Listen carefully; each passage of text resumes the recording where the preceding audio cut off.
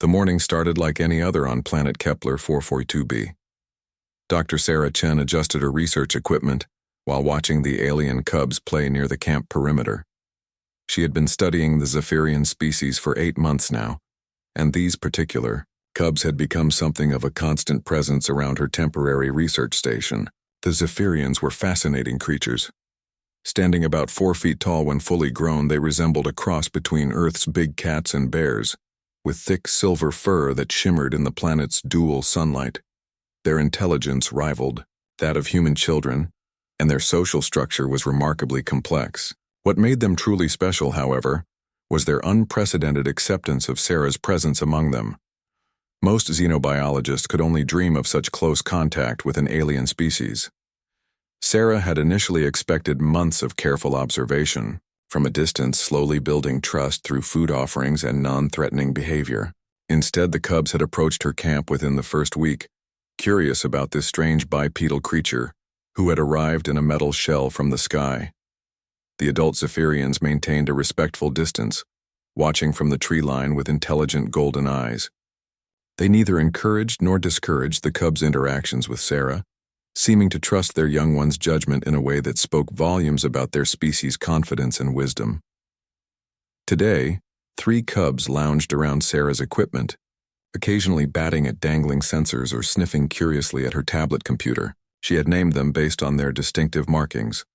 Stripe had bold dark bands across his silver coat, Patches sported irregular dark spots, and Little Star bore a perfect star-shaped marking on her forehead.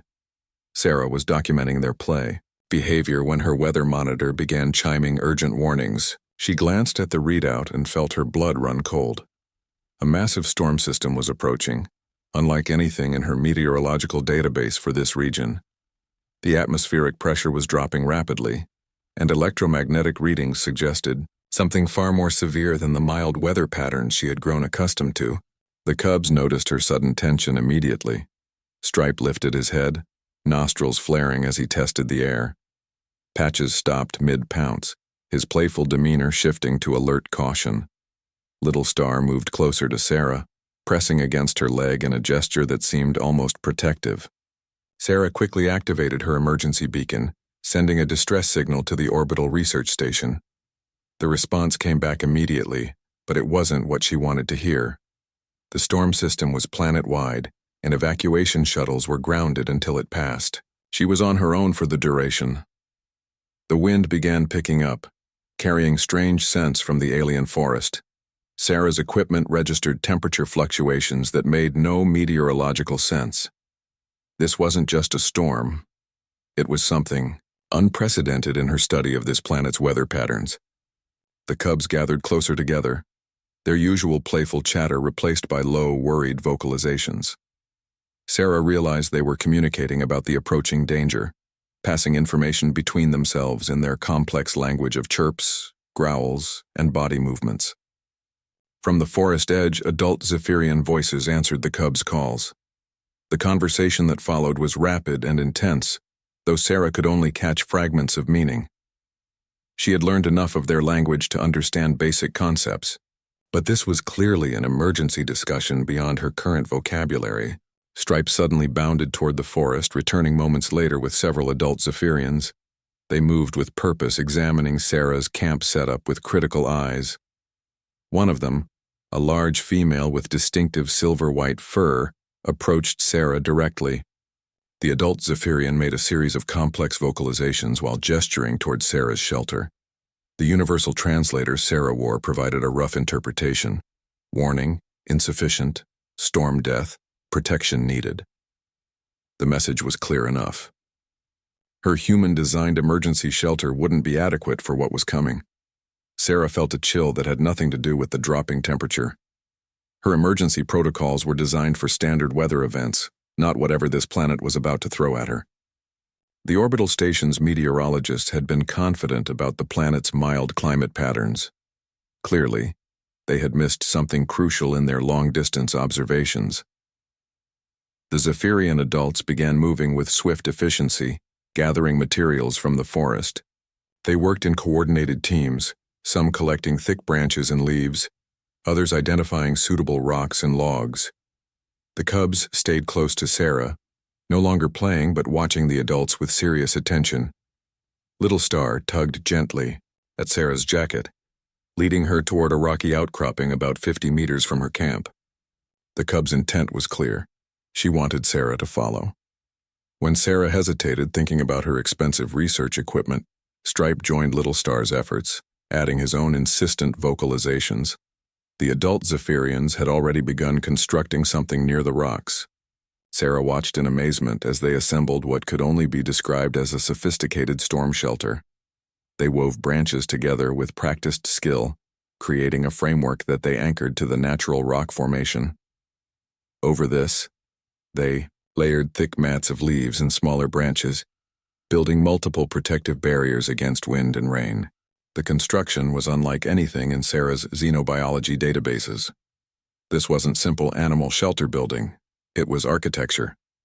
The Zephyrians were applying engineering principles, creating drainage channels, wind deflectors, and structural reinforcements with the expertise of professional builders. As the first drops of rain began to fall, Sarah made a decision that went against every human protocol for xenological contact. She abandoned her equipment and followed the cubs to the Zephyrian shelter. Whatever was coming, she trusted these alien beings' understanding of their planet's dangers more than her own species' distant observations. The adult Zephyrians welcomed her into their shelter without hesitation. They had clearly planned for her inclusion from the beginning, creating a space sized for her taller frame. As Sarah settled into the surprisingly comfortable interior, she realized she was about to experience something no human had ever witnessed. Riding out an alien storm under the protection of beings who had every reason to leave her to face the danger alone. Outside, the wind began to howl with increasing fury, and Sarah understood that her real adventure was just beginning. The storm hit with a violence that defied Sarah's understanding of planetary weather systems. Within minutes, the gentle rainfall transformed into sheets of water, driven by winds that howled like living creatures. The temperature plummeted so rapidly that Sarah's breath became visible, and she began shivering uncontrollably despite her thermal gear. The Zephyrian shelter proved its worth immediately. While the wind outside reached hurricane force, the interior remained remarkably stable. The alien engineering held firm against forces that would have shredded Sarah's emergency shelter within minutes. But even with their superior construction, the cold was becoming a serious problem. Sarah watched in fascination as the Zephyrians adapted to the changing conditions with fluid grace. The adults positioned themselves strategically around the shelter's interior, their thick fur providing insulation barriers against the worst drafts. The cubs, however, seemed more concerned with Sarah's welfare than their own comfort.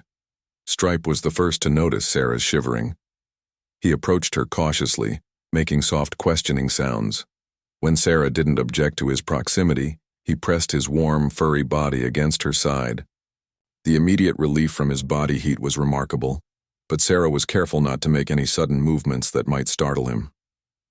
Patches and Little Star quickly followed Stripe's example, surrounding Sarah with their warm bodies. The cubs' natural body temperature was several degrees higher than human normal, and their dense fur trapped heat efficiently. Within minutes, Sarah's shivering began to subside, but the cubs weren't satisfied with simply sharing body heat. Little Star disappeared briefly, returning with something Sarah had never seen before, a collection of what appeared to be natural blankets. These weren't simple animal hides or woven materials. Instead, they seemed to be a unique biological creation, like enormous leaves, but with the texture and insulating properties of the finest down. The adult Zephyrians watched approvingly as the cubs carefully arranged these natural blankets around Sarah. The materials were incredibly effective, trapping warm air while remaining breathable. Sarah found herself comfortably warm for the first time since the temperature had dropped. Through the shelter's carefully constructed walls, she could hear the storm's fury intensifying. Strange sounds echoed through the howling wind, sounds unlike anything in Earth's meteorological catalog. There were deep, resonant booms that seemed to come from the planet's core, and high-pitched whistles that suggested atmospheric phenomena completely unknown to human science. The Zephyrians remained calm throughout the auditory assault, but Sarah noticed they were taking turns maintaining watch positions near the shelter's entrance. Their alertness suggested this storm brought dangers beyond simple weather. When Sarah tried to peer outside through a small gap in the shelter wall, Stripe gently but firmly guided her back to the protected center of the space. The cubs had arranged themselves around Sarah in a protective formation, but their attention wasn't solely focused on keeping her warm. They were also serving as her interpreters, translating the adult Zephyrian's communications and helping her understand what was happening outside their refuge. Through a combination of gestures, simple vocalizations, and the universal translator's limited capabilities, Sarah began to piece together the situation. This wasn't a normal planetary storm. It was what the Zephyrians called a sky fury, a rare atmospheric event that occurred perhaps once every several local years. The storm brought not just wind and rain, but electromagnetic disturbances that could disable electronic equipment and biological changes in the atmosphere that made it temporarily toxic to most life forms. Sarah's research equipment, abandoned at her original camp, was almost certainly destroyed by now. Her communication link to the orbital station had been severed hours ago, and her backup beacon was probably non-functional due to the electromagnetic interference. She was completely dependent on the Zephyrians for survival, and they had accepted this responsibility without hesitation. As the hours passed, the cubs continued their careful ministrations. They adjusted the blankets around Sarah, ensuring she remained comfortable. When she grew thirsty, Little Star produced a natural container filled with clean water, somehow collected and purified despite the toxic atmosphere outside. When hunger began to gnaw at her stomach, Patches offered her a selection of native fruits that he had somehow preserved in perfect condition. The food was unlike anything Sarah had tasted, with flavors that seemed to change as she chewed. The universal translator identified the fruits as storm gifts, foods that the Zephyrians traditionally gathered before Sky Fury events. They were apparently packed with nutrients specifically designed to sustain life through extended periods of shelter-bound waiting. But what impressed Sarah most was the cubs' emotional intelligence. They seemed to understand that she was afraid, not just of the storm, but of being completely cut off from her own species. Stripe began making soft, rhythmic sounds that reminded Sarah of a mother's lullaby. The sound was surprisingly soothing, and she found her anxiety levels decreasing significantly. Patches contributed by sharing what appeared to be a Zephyrian form of entertainment. Using shadows cast by the shelter's bioluminescent plants, he created intricate shadow stories that told tales of brave cubs and great adventures. Sarah couldn't understand the narratives completely, but the cubs' enthusiasm and the visual artistry were engaging enough to distract her from their dangerous situation. Little Star's contribution was perhaps the most touching. She had apparently observed Sarah's research habits closely enough to mimic them. Using natural materials, she created a crude but recognizable replica of Sarah's data collection setup and began documenting the behavior of imaginary alien creatures. The performance was so accurate that Sarah found herself laughing despite their circumstances. The adult Zephyrians watched these interactions with what Sarah could only interpret as approval. Occasionally, one of them would approach to check on the group, offering additional materials or adjusting the shelter's configuration to maintain optimal conditions. But they seemed content to let the cubs take primary responsibility for Sarah's care. As the storm's fury continued unabated outside, Sarah realized she was witnessing something unprecedented in xenobiological contact. These alien cubs weren't just helping her survive. They were actively nurturing her, treating her as if she were a member of their own family group. Their care went far beyond simple altruism or curiosity. They had made her welfare their personal responsibility, and they were executing that responsibility with remarkable skill and dedication. The implications were staggering.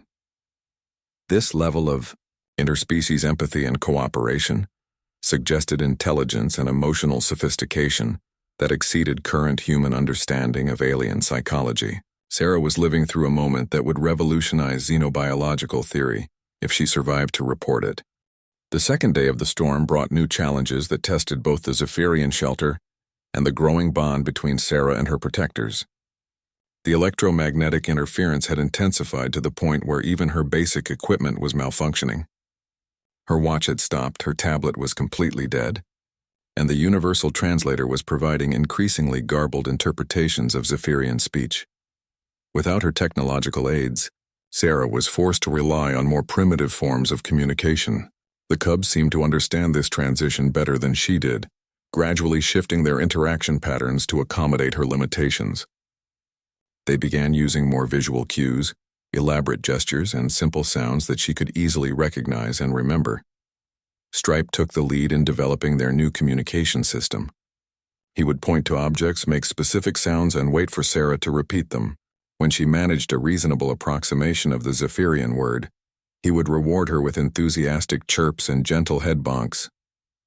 Patches and Little Star joined these impromptu language lessons, turning necessity into an engaging game. The storm outside had evolved into something that challenged even Zephyrian understanding. The adults spent increasing amounts of time in hushed consultation, their usual calm confidence replaced by obvious concern. Sarah didn't need translation to recognize the signs of worry in their body language and vocal patterns. Through the cubs' patient teaching, Sarah learned that the current Sky Fury was unusual even by Zephyrian standards. The electromagnetic phenomena were stronger than normal, and the atmospheric changes were lasting longer than expected. The adult Zephyrians were beginning to consider the possibility that this wasn't a natural weather event at all. This revelation came during what Sarah would later remember as the blanket incident. Little Star had been carefully adjusting Sarah's covering when a particularly violent gust of wind struck the shelter. The impact was strong enough to shift some of the structural supports, creating a small gap in the wall through which toxic air began seeping. The cubs' reaction was immediate and coordinated. All three rushed to Sarah's side, wrapping her completely in the natural blankets while positioning their own bodies as additional barriers against the contaminated air. They held this protective formation while the adults quickly repaired the breach, never once showing concern for their own exposure to the dangerous atmosphere. When the immediate crisis passed, Sarah found herself completely cocooned in layers of warm, protective material. The cubs had created an almost perfect environmental seal around her, maintaining clean air circulation through carefully positioned gaps while blocking all access to the toxic external atmosphere. It was a feat of emergency life support that would have impressed trained human paramedics. But what struck Sarah most profoundly was the cubs' willingness to risk their own safety for hers. While Zephyrian physiology was more resistant to the atmospheric toxins than human biology, extended exposure would still cause them harm. Yet they had placed themselves between Sarah and danger without hesitation, treating her protection as more important than their own comfort or safety. During the long hours that followed, Sarah began to understand that her relationship with the cubs had evolved far beyond scientific observation, or even friendship. They had essentially adopted her, incorporating her into their family unit with all the responsibilities and privileges that entailed. She wasn't just a guest in their shelter. She was a pack member under their protection. This realization brought both comfort and responsibility. Sarah began contributing to their survival efforts in whatever ways she could. Her human hands were useful for tasks that Zephyrian paws couldn't easily accomplish, such as braiding fibers into stronger rope or creating small tools from available materials. Her different perspective on problem-solving occasionally provided solutions that the Zephyrians hadn't considered. When the shelter's water collection system became clogged with debris, Sarah's engineering background helped her design a simple filtration improvement using materials from her abandoned equipment. The cubs watched intently as she demonstrated human problem-solving techniques, occasionally offering suggestions through their new shared language system. The collaborative effort proved successful, providing cleaner water for the entire group.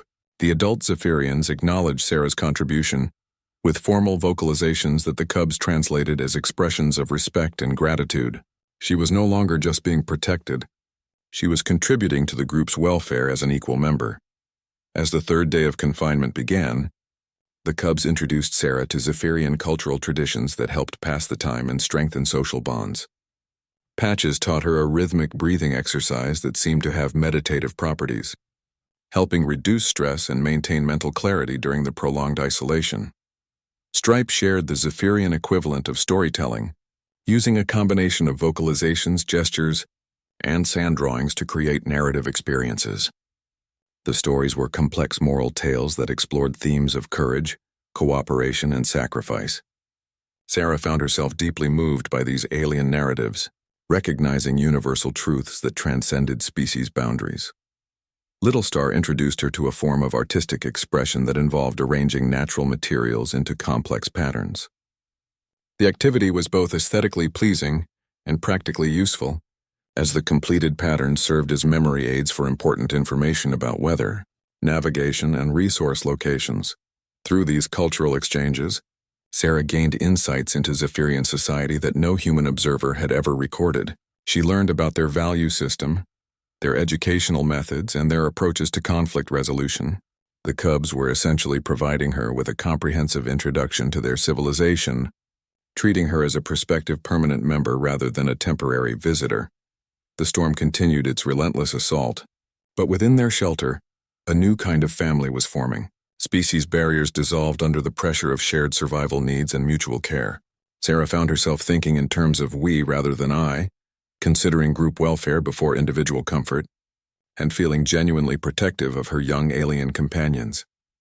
When Little Star developed a mild fever on the 4th day, Sarah's response was immediate and intense. She used her medical training to assess the cub's condition, applied cooling techniques adapted from human first aid, and maintained a constant vigil until the fever broke. Her care was as dedicated as any parent's, and the other cubs seemed to understand and appreciate her commitment to their family members' welfare. The bond that had formed between them was no longer just about survival. It had become something deeper, more permanent, and profoundly meaningful for all involved. On the 5th day of the storm, Sarah made a discovery that changed everything she thought she knew about the planet and its inhabitants. It began when Little Star became restless during what should have been their sleeping period, making soft, urgent sounds that seemed to call for attention rather than express distress. The cub led Sarah to a section of the shelter where the adults had been quietly working on something they had kept hidden from her view.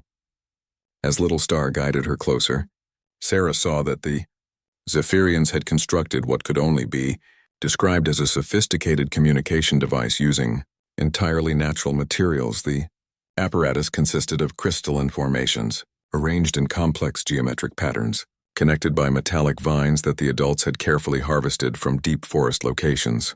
Bioluminescent fungi provided power sources, their steady glow indicating active energy flow through the organic circuitry. The entire system pulsed with gentle light patterns that seemed to follow some form of coded sequence. Sarah's scientific mind raced as she tried to understand what she was seeing.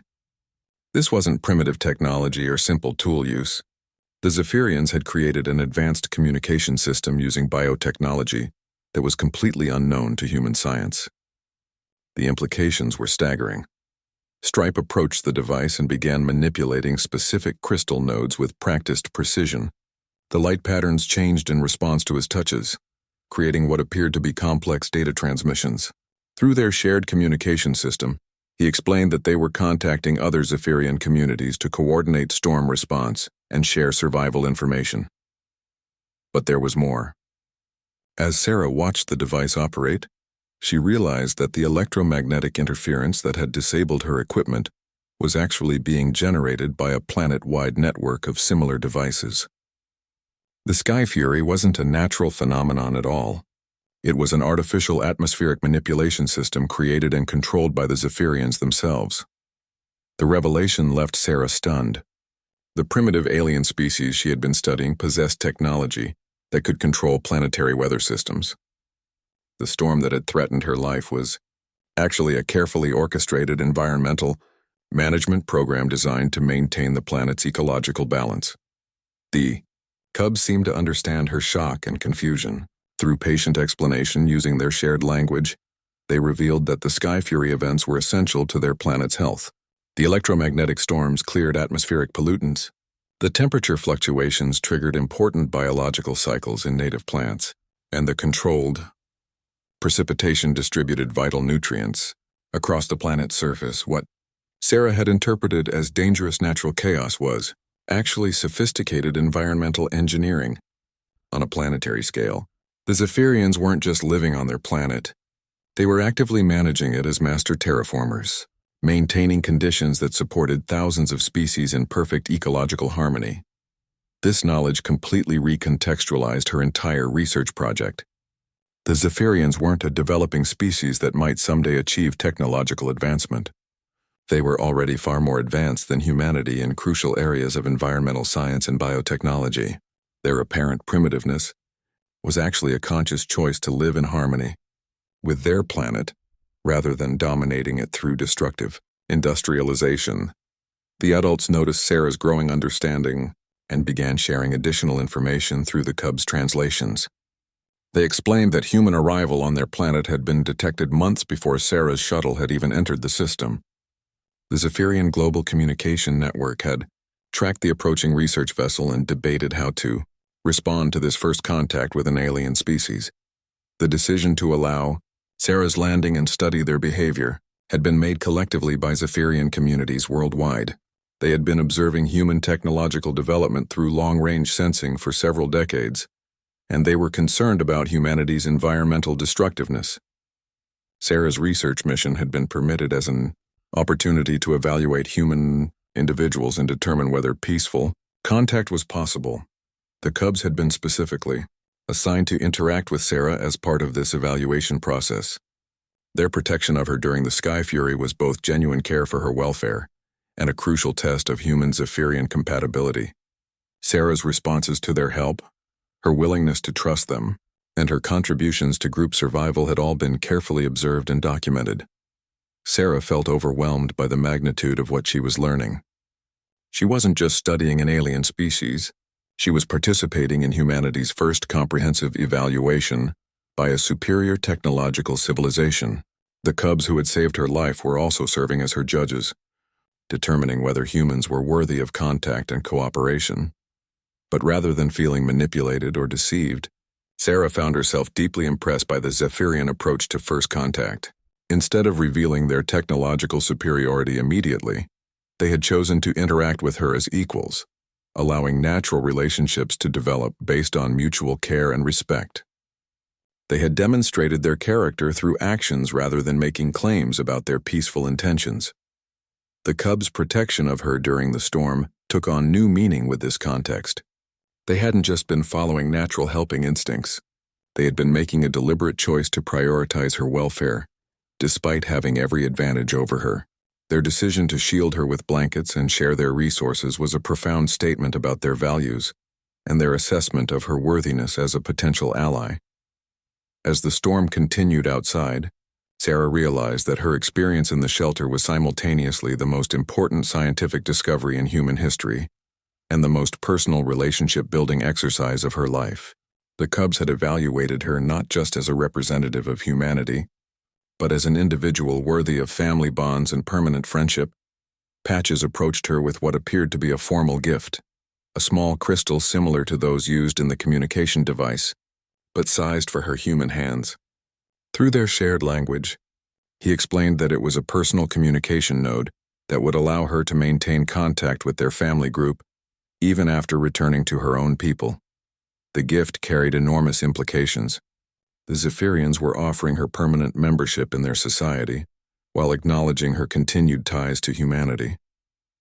They were proposing a bridge between species based on individual relationships, rather than formal diplomatic protocols. Little Star added her own gift, a sample of the biological blanket material that had kept Sarah warm throughout the storm. The substance was apparently a Zephyrian biotechnology creation, and sharing it represented a transfer of advanced knowledge that could revolutionize human understanding of materials science. Stripe's contribution was perhaps the most valuable, a detailed sand drawing that mapped the locations of Zephyrian communities worldwide and indicated their areas of technological specialization. He was providing Sarah with information that would allow humans to understand the true scope of Zephyrian civilization and identify potential areas for beneficial cooperation. As Sarah accepted these gifts, she understood that she was no longer just a xenobiologist studying alien behavior. She had become humanity's first true ambassador to an advanced alien civilization, and the success of future human-Zephyrian relations would depend largely on how well she fulfilled this unexpected role. The sixth day brought an unexpected development that would test Sarah's new understanding of Zephyrian society and her role as an accidental ambassador. The storm outside had begun to weaken, but the communication device started receiving urgent transmissions from distant Zephyrian communities. The content of these messages clearly agitated the adults, who gathered in intense discussion around their organic communication array. Through the Cubs' translations, Sarah learned that human rescue ships had entered the planet's atmosphere despite the dangerous conditions. The orbital research station had apparently decided that the extended storm warranted a high-risk evacuation attempt. Multiple shuttles were attempting to reach Sarah's last known position, and their presence was disrupting the carefully balanced atmospheric management system. The human rescue effort, intended to save Sarah's life, was actually threatening the entire planetary ecosystem. The shuttle engines were introducing chemical pollutants that interfered with the Sky Fury's cleansing processes, and their electromagnetic emissions were causing dangerous feedback loops in the global weather control network. Sarah found herself in an impossible position. Her own species was risking everything to save her, but their rescue attempt was causing environmental damage that could take decades to repair. The Zephyrians were torn between their desire to protect their planet and their growing affection for Sarah, who had become a beloved member of their community. The Cubs seemed to understand the ethical complexity of the situation better than Sarah did initially. They gathered around her in what she recognized as their protection formation, but this time they weren't shielding her from external danger. They were preparing to support her through whatever difficult decision she had to make. Little Star produced another gift, a small device that appeared to be a personal atmospheric analyzer, capable of monitoring air quality and detecting the chemical signatures of various pollutants. Through careful demonstration, she showed Sarah how the human shuttle emissions were creating toxic combinations with the natural storm chemistry, generating compounds that were lethal to many native species. Patches contributed a sample of plant material that had been damaged by the shuttle pollution. The leaves were blackened and withered, showing the kind of ecological destruction that widespread human activity could cause to this delicately balanced world. His message was clear. Uncontrolled human presence would devastate the planet that the Zephyrians had spent millennia learning to manage sustainably. Stripe's contribution was more complex. He used the communication device to show Sarah real-time images of the rescue shuttle struggling through the storm.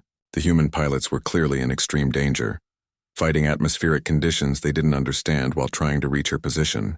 Their heroic efforts to save her were admirable, but they were also doomed to fail without Zephyrian assistance. The adult Zephyrians reached a decision that demonstrated the depth of their wisdom and compassion. They would help guide the human rescue ships to safe landing zones outside the storm's most dangerous regions, but only if Sarah agreed to serve as a permanent liaison between the two species. They needed someone who understood both human and Zephyrian perspectives to prevent future environmental crises. Sarah realized that accepting this role would mean giving up her old life completely. She would become the first human to live permanently among an alien species, serving as both ambassador and student in a relationship that would define the future of interspecies cooperation. The decision required her to choose between returning to the familiar world of human science and embracing a completely unknown future among beings who had become her adopted family. The Cubs made their preference clear through actions rather than words. They brought her additional gifts, tools and materials that would support a permanent life among the Zephyrians, clothing made from their advanced biotechnology, and most importantly, a detailed guide to Zephyrian language and customs that would help her navigate their complex society. But they also provided something else, a complete record of human behavior during the rescue attempt, compiled through their global observation network. The data showed that while some humans were willing to risk environmental damage to save one person, others were actively working to minimize their impact and find sustainable solutions. The Zephyrians had identified specific humans who might be suitable for expanded contact and cooperation. Sarah studied the information carefully, recognizing several colleagues from the orbital research station who had argued for environmentally responsible rescue protocols. These individuals represented the best of human scientific ethics and environmental consciousness. They would be ideal candidates for future diplomatic contact, assuming the current crisis could be resolved successfully. The communication device received another urgent transmission, this time from the human rescue coordinator. The shuttles were running low on fuel and facing increasingly dangerous atmospheric conditions. Without Zephyrian assistance, the rescue mission would fail, and additional human lives would be lost. The environmental damage would continue with no positive outcome for anyone involved. Sarah made her decision with the clarity that comes from absolute moral certainty. She would stay with the Zephyrians and serve as the bridge between species, but only if they would help save the human rescue teams. Her human colleagues deserved to return home safely, and their willingness to risk everything for her had earned them Zephyrian protection and assistance. The Cubs responded to her decision with what could only be described as joy. They had hoped she would choose to remain with them, but they had also wanted her to demonstrate the same protective instincts toward her own species that they had shown toward her. Her insistence on saving the rescue teams proved that she possessed the values necessary to serve as an effective ambassador. The adult Zephyrians immediately began implementing a rescue plan that showcased their technological capabilities. Using their global communication network, they coordinated weather modifications that created safe corridors for the human shuttles. Simultaneously, they deployed biological air filters that neutralized the chemical pollutants, preventing further environmental damage. The rescue operation that followed was a masterpiece of interspecies cooperation. Zephyrian weather control systems guided the human pilots through safe atmospheric channels, while their biotechnology cleaned the chemical contamination in real time.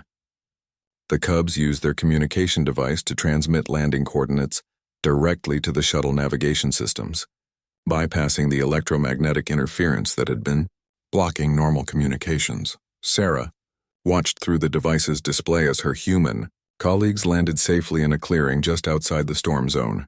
The rescue teams were amazed by the sudden clearing of atmospheric conditions and the appearance of perfect landing zones exactly where they needed them most. They had no idea that they were experiencing their first taste of Zephyrian technological assistance, but the most remarkable part of the operation was yet to come. The Zephyrians had decided to make their presence known to the rescue teams, not as superior beings revealing themselves to primitives, but as planetary hosts welcoming visitors and offering assistance. The first contact between humanity and an advanced alien civilization would be an act of mutual aid rather than a dramatic revelation of technological disparity. As the storm finally began to subside, Sarah prepared to introduce her two families to each other. The experience would change both species forever, but it would be grounded in the relationships and trust that had been built during 7 days of shared survival in an alien storm shelter. The moment of first contact arrived with the dawn of the 7th day. As the artificial storm finally began to dissipate under Zephyrian control, Sarah emerged from the shelter with her 3 cub companions, carrying the gifts and knowledge that would reshape humanity's understanding of its place in the universe. The contrast between her appearance, now and when she had first arrived, was startling. Her clothes had been replaced with Zephyrian biotechnology garments that regulated temperature and provided protection against environmental hazards. Her hair was braided with fibers that contained communication nodes, allowing her to maintain constant contact with the global Zephyrian network.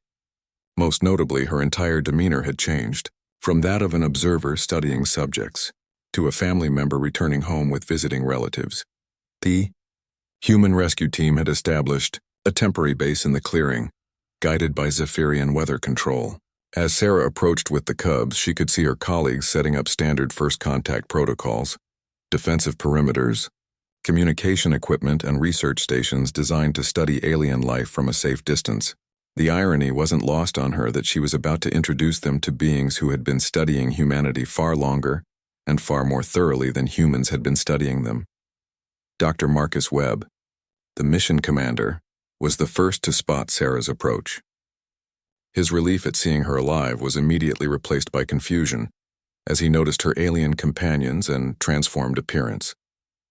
The cubs stayed close to Sarah's sides, their protective instincts extending to this new and potentially dangerous situation. Sarah called out to prevent any misunderstandings that could damage the delicate first contact situation. She identified herself clearly and explained that she was accompanied by friendly beings who had saved her life and were interested in peaceful communication. Her words were carefully chosen to frame the encounter as a rescue and diplomatic opportunity rather than a potential threat situation. The response from the rescue team was a mixture of wonder, scientific excitement, and professional caution. Dr. Webb approached slowly, following standard xenobiological contact protocols, while other team members activated recording equipment and prepared communication devices. What they didn't realize was that the Zephyrians were simultaneously recording everything through their biological sensors and conducting their own first contact evaluation. Little Star made the first gesture of interspecies friendship by offering Dr. Webb a sample of the purified water that had sustained Sarah during the storm. The gift was simple but profound, a demonstration of Zephyrian hospitality and their ability to provide for human needs. Dr. Webb accepted the container with appropriate ceremony, understanding that he was participating in a historic moment. Stripe contributed by demonstrating the communication device, showing the human scientists that the Zephyrians possessed advanced technology hidden within apparently natural materials. The revelation that the aliens had been managing planetary weather systems drew gasps of amazement from the research team and immediate requests for detailed explanations. Patches provided the most impressive demonstration by using Zephyrian biotechnology to rapidly heal a minor injury that one of the rescue team members had sustained during landing. The healing process was so advanced that it seemed almost magical to human observers, but it was accomplished using completely organic methods that left no harmful side effects.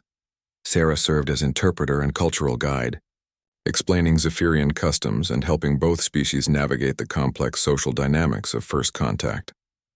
She had to balance her loyalty to her adopted alien family with her responsibility to her human colleagues, ensuring that neither side felt betrayed or manipulated by her dual allegiances.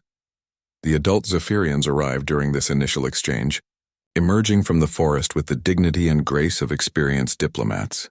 Their presence transformed the casual meeting into a formal first contact ceremony, complete with traditional gift exchanges and ritual communications that established peaceful intentions on both sides.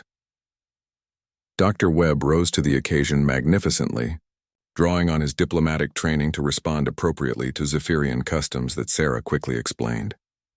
He offered gifts from Earth, samples of human art, music recordings, and technological devices that demonstrated human creativity and scientific achievement. The Zephyrians examined these offerings with obvious interest and appreciation. The formal ceremonies gave way to practical discussions about the implications of contact between the two species. The Zephyrians revealed the extent of their global civilization, their environmental management capabilities, and their concerns about human expansion into space. They offered to share certain technologies that could help humanity develop more sustainably, but only under carefully negotiated agreements that protected both species' interests. The human team was overwhelmed by the scope of what they were learning. The Zephyrians possess solutions to many of humanity's most pressing environmental problems, from clean energy generation to atmospheric purification. Their biotechnology could revolutionize medicine, materials science, and space travel, but they were also making it clear that access to these advances would depend on humanity's willingness to adopt more responsible development practices.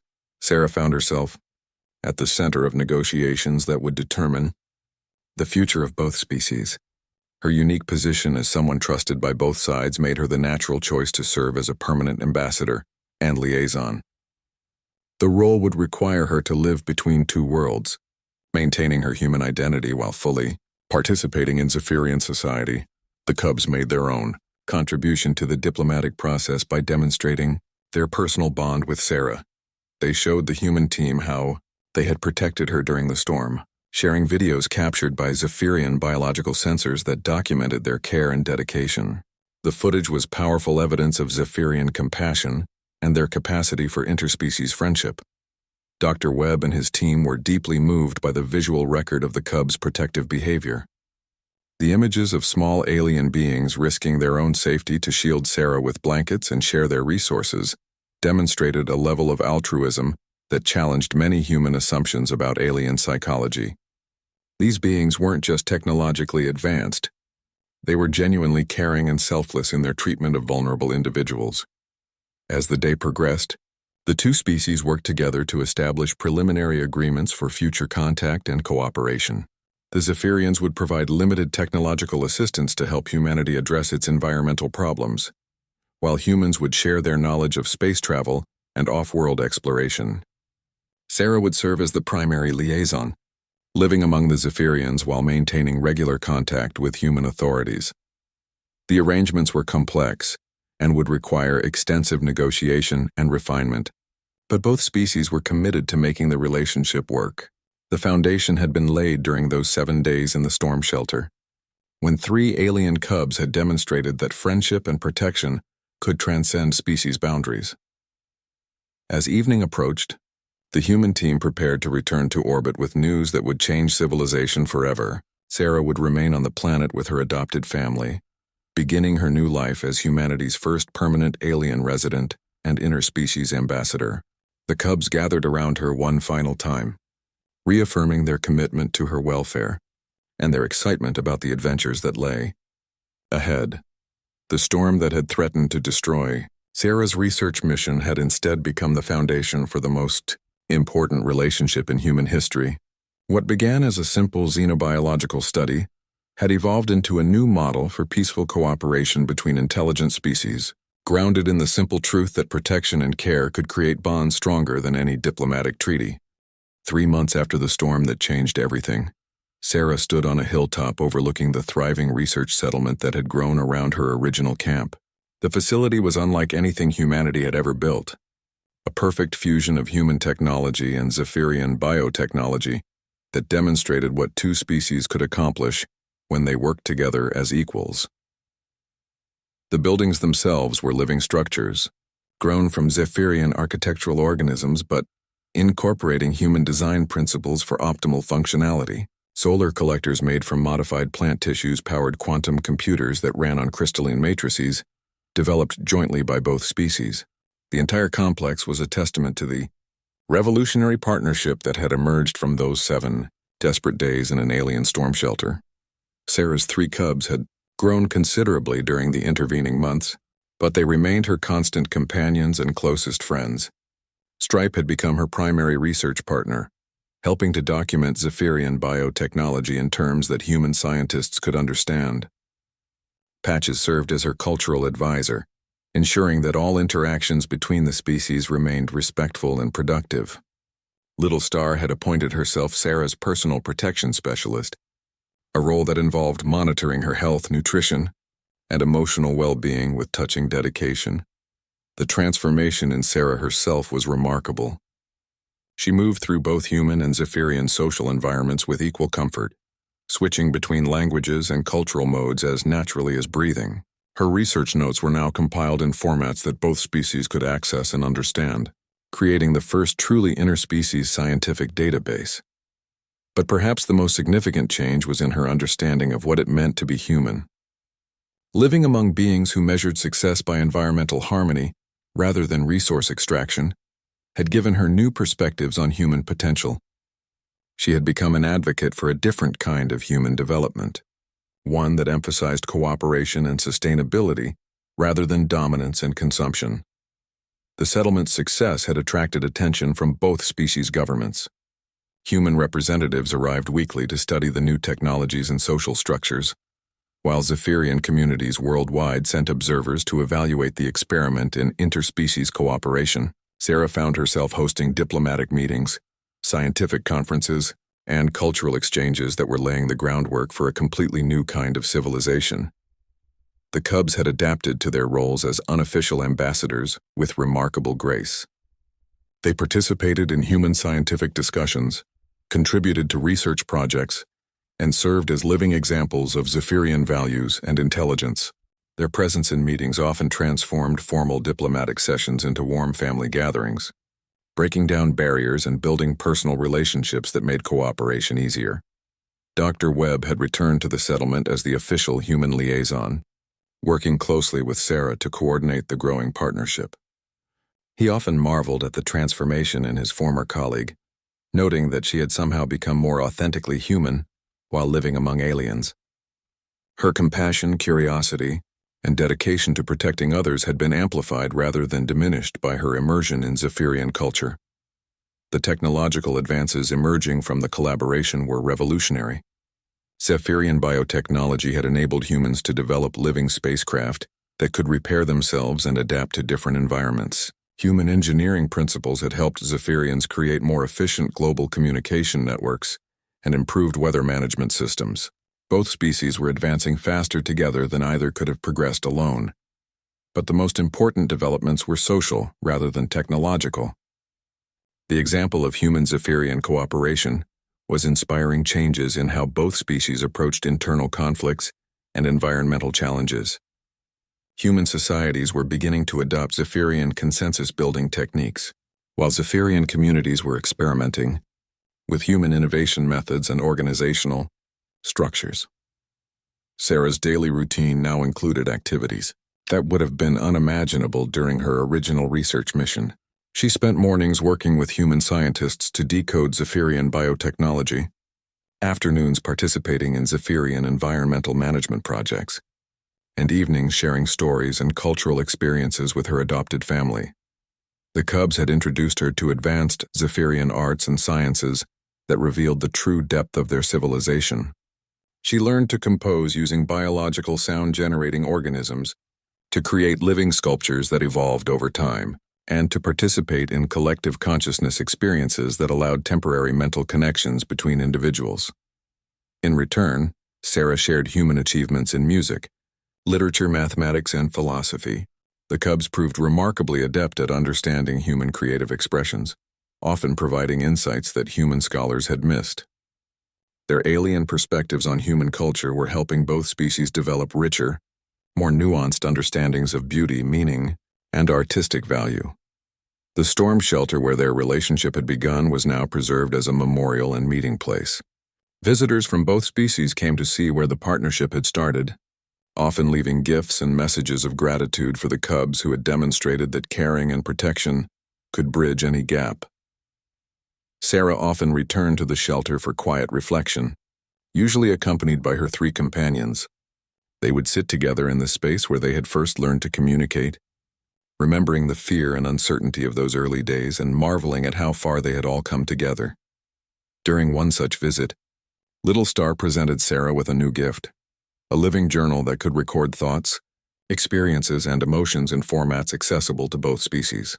The device represented years of collaborative development, combining human digital storage concepts with Zephyrian biological recording methods.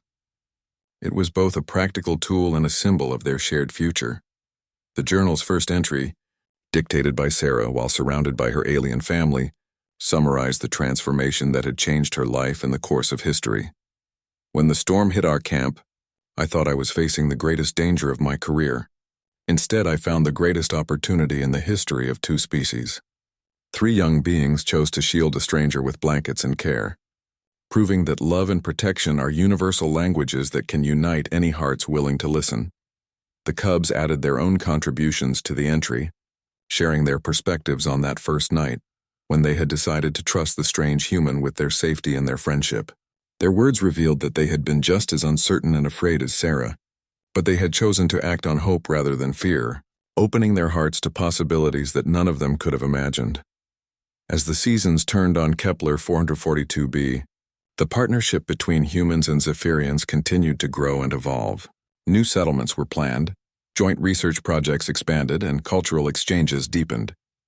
The storm that had brought them together was now just a memory, but the bonds it had forged would last for generations.